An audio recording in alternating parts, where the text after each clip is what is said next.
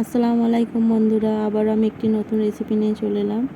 দেখতে পাচ্ছি এখানে মুরগির ছাট আছে। আজকে মুরগির ছাটটা আমি তেলের উপরে ভাজবো কষা কষা করে।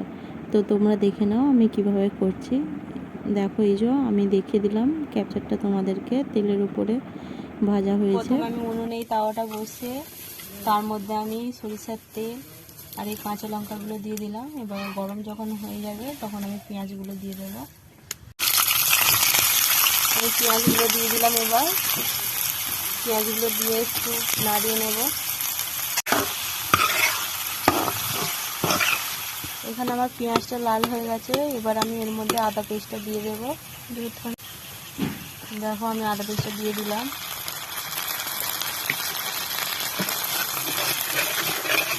দিয়ে আমি একটু কষে নেব আদা পেস্টটা পেঁয়াজের সাথে। তো এবার আমি এই টমেটো দুটোর মধ্যে দিয়ে দেব। দেখো আমি টমেটোগুলো দিয়ে দিলাম এর মধ্যে। এর কালারটা খুব সুন্দর হয়ে গেছে, টমেটোটার সাথে মিক্সড হয়ে গেছে। এবার আমি তেজপাতা দিয়ে দেবো দুটো। তারপর দিলাম হলুদ গুঁড়ো, লঙ্কা গুঁড়ো, ধনে গুঁড়ো, এটা জিরে আর গোলমরিচ একসাথে মিক্স করা আছে, দিয়ে দিলাম আমি তাকে। এবার আমি এটাকে কষিয়ে নেব। এবার আমি পরিমাণ মতো লবণ দিয়ে দিলাম। এবার আমি মশলাটাকে ভালো করে কষিয়ে নেব যাতে গন্ধটা চলে যায়। তো আমার এখানে কষা রেডি।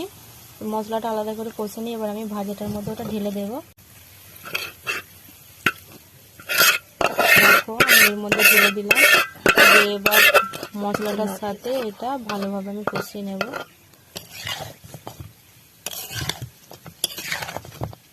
এবার আমি এর মধ্যে গরম মশলা দিয়ে দেব।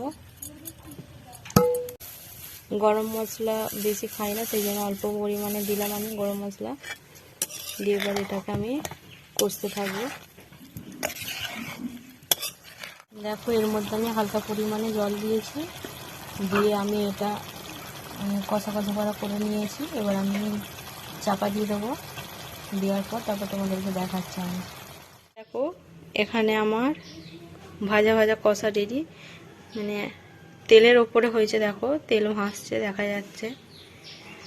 আমাকে তো মুরগির মাংসের চেয়ে মুরগির এই ছাঁটটাই বেশি ভালো লাগে। তো কাদের কাদের ভালো লাগে তারা একটু কমেন্ট করে জানিও, ঠিক আছে।